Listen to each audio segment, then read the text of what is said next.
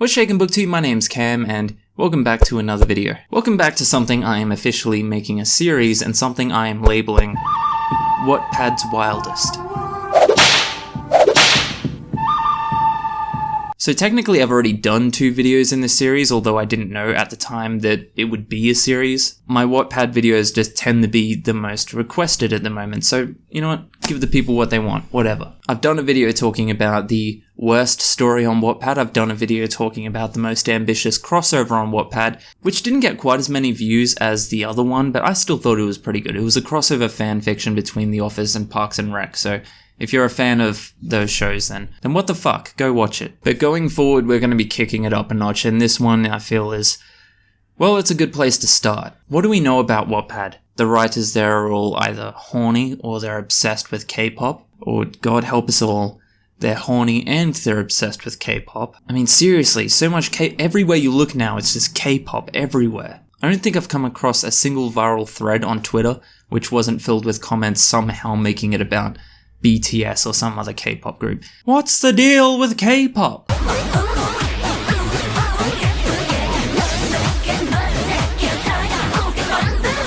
Okay, I get it. For the people putting me in a situation where I have to clarify this every time, I'm aware that there are serious writers on Wattpad. I'm aware that there is what is considered good writing on Wattpad. I know, we get it, but it's not as fun to talk about those ones. Wattpad's Wildest is about the weird, the freaky, hell, I'll say it, the nasty.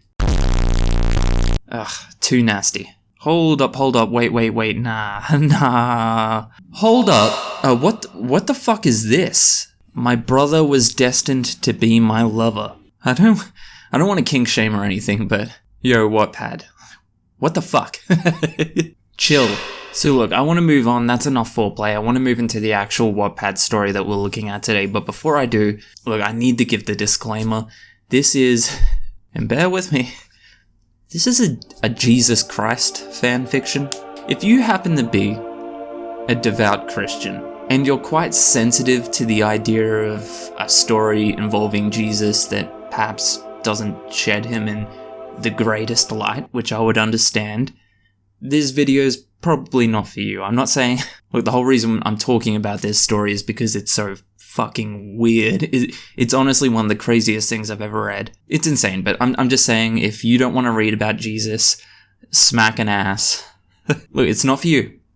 So I'm not going to be reading the entire thing word for word, but I'm going to tell you basically what happens, and I'm going to read out a few points that I think are interesting, or, well, you'll find out soon enough. The story is called, get this, Pulsing in Ecstasy, a Jesus Christ fan fiction. I am so sorry.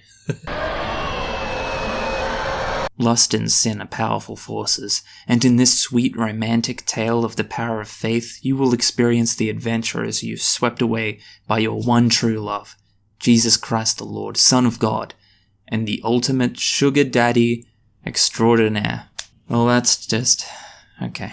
So the way the story is told is that it's being told from your perspective. You are directly in the story. If someone in the story was to say your name, it just has in parentheses YN, which means your name. So you are in the story. So the idea is that you and your friend Maria on a Sunday afternoon are popping down to the local church just to hang out because quite casually at some point that's not explained in the story, Jesus Christ has returned, I guess, and now he does meet and greets at your local church. So that's pretty dope. He's like one of the TikTok kids doing tours and stuff. That's basically what he's doing. We waited outside for 3 hours. We didn't even know if we'd get a ticket, but we had faith that God would provide for us. And as the doors opened, we knew that he had heard our prayers. So imagine this. Jesus Christ himself has returned to Earth, to our plane of existence, right? And he's doing meet and greets. And for some unknown reason, he has a manager as well. So I'm guessing that this is a profitable enterprise.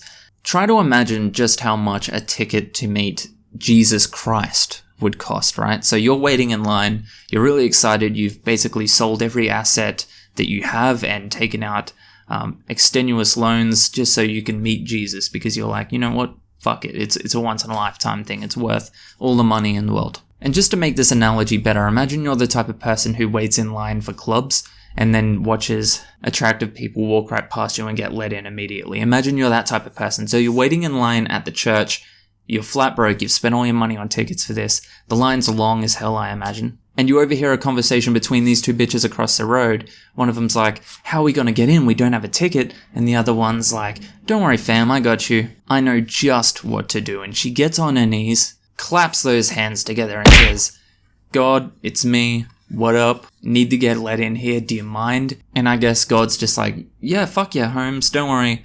Bouncer will let you straight in.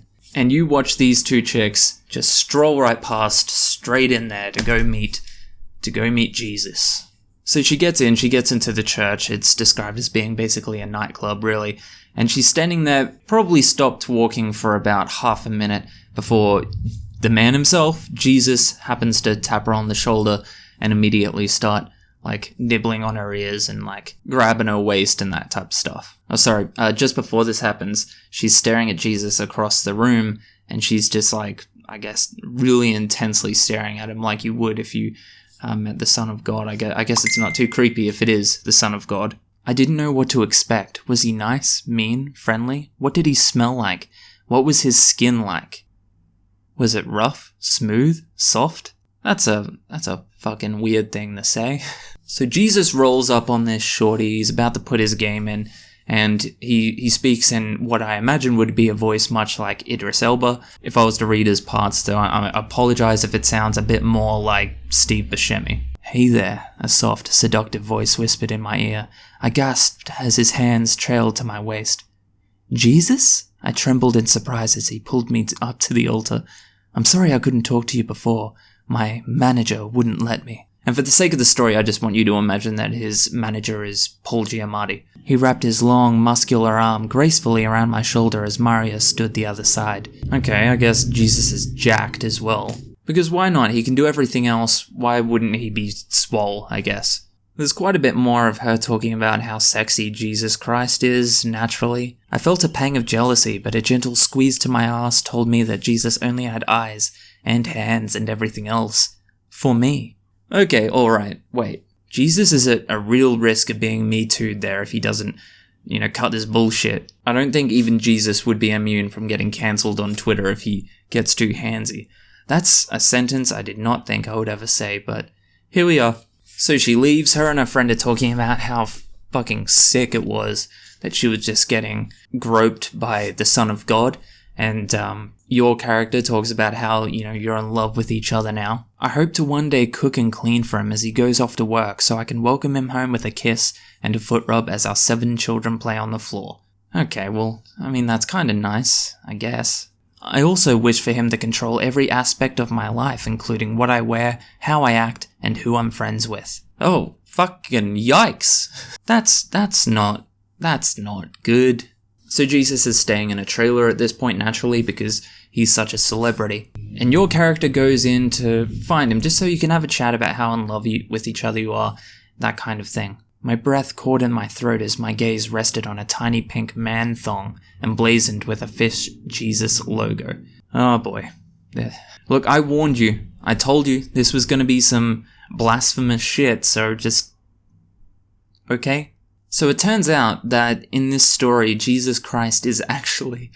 He's a retired stripper. I don't know if the context of that is that he was never actually gone and he's been on Earth this whole time. He's just been a sex worker. Or perhaps he came back a bit early, but he was a bit nervous. He wasn't ready yet. So to build up his confidence, he took the next natural step, which would be stripping. Jesus Christ in a pink thong, stripping. There's just... But your character, you're okay with that. You're fine with that. This is Jesus. I'm sure he had a good reason for doing what he did. I felt his wandering hand trail down to my vagina. But before he could go any further, I grabbed his arm to stop him. Wait! His movement faltered. Did I hurt you? I felt a tinge of guilt. How could he ever think such a thing? That he could ever hurt me? Tears welled in my eyes. And here's a problem. Spoiler alert for the rest of the story, okay? Here's an issue I have with this story. Every time it looks like they're about to get into the frinky-dinky stuff, every time they're about to frick, it cuts away.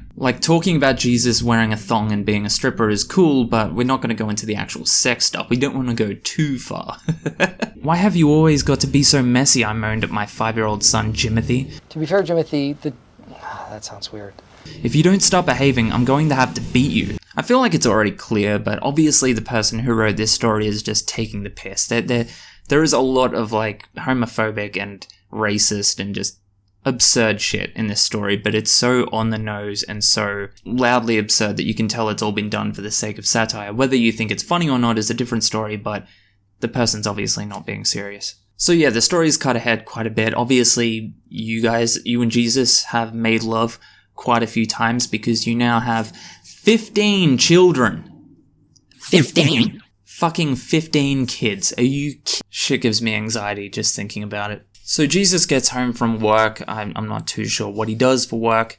I'm assuming it's not stripping anymore. He's a modest man now. He has a family. And you and him almost immediately send all 15 of the children away to another room or something, so you and Jesus can get down the business again. It's winky dinky time, if you know what I'm saying. So there's a lot more sexual innuendo. You and Jesus are talking about how much you love making the frinky dinky with each other. You put on a little bit of a fashion show. And Jesus, like the true charming messiah that he is, says, "Well, I hope it's not too slutty, or you may get raped. And we can't have that. I need you all for myself," he chuckled softly. Oh my god. Again, I warned you, and it may get worse from here, so there's another warning. In fact, a lot of the stuff going forward is kind of insanely offensive, again for the sake of satire, but it's just... Look, I'm not going to read a lot more of this. I will tell you that you and Jesus go out for a bit of a drive while he is out buying something from the shop. A woman pops in and, like, tries to seduce you or something. She tries to fill you up. Jesus comes back. He's obviously disgusted, I guess, because the gays are at it again. You both go into a shop, and then a comically, stereotypically racist depiction of a terrorist bursts in, yelling the phrase, I don't even know if I can say it on YouTube, waving a Muslimic flag. I didn't misspeak there. A Muslimic flag. But get this, plot twist, and this is where it gets really crazy. So just, if you're not already, sit down. Get this, the terrorist was a plant. It was an actor, not an actual plant.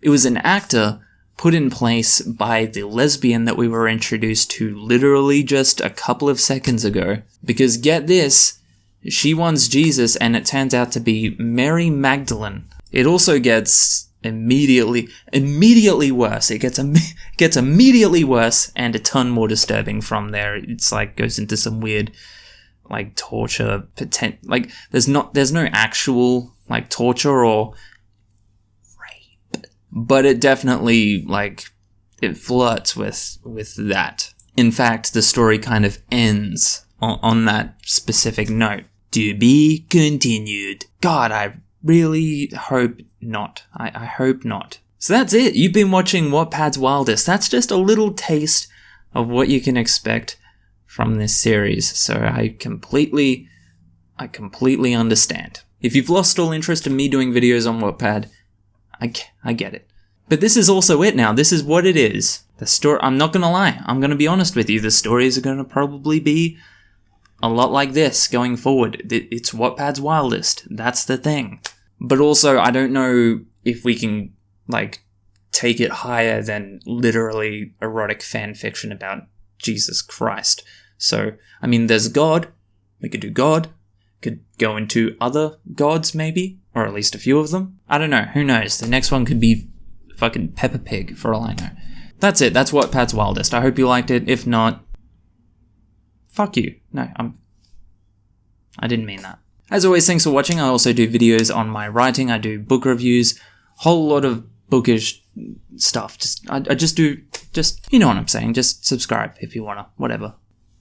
Catcha. She's got class and style. Street knowledge by the pound, yeah.